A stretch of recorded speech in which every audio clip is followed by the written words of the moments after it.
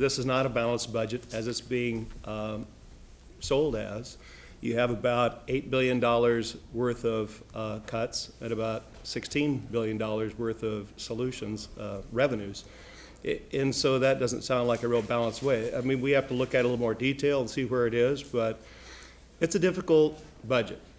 Nobody wants to be, you know, with a hatchet in hand going off cutting programs, and yet we absolutely have to do that. The top revenues or top expense that we've had $103 billion in expenditures 4 years ago. The last 3 years, we've been operating at $99 billion. We have not cut the scope of government to the level of our revenues. And that's the fundamental problem that we keep seeing.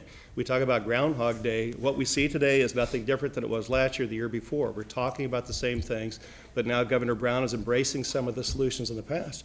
But what he's really trying to do is take it to the voters, assuming they're going to do the taxes. We really ought to be looking at what does it look like with the taxes, what does it look like without the taxes, so the voters can make an informed decision, not this, trust me, I'll take care of you later. Governor Brown talked about how the folks of Modoc think differently than the folks of Alameda. Well, guess who we represent?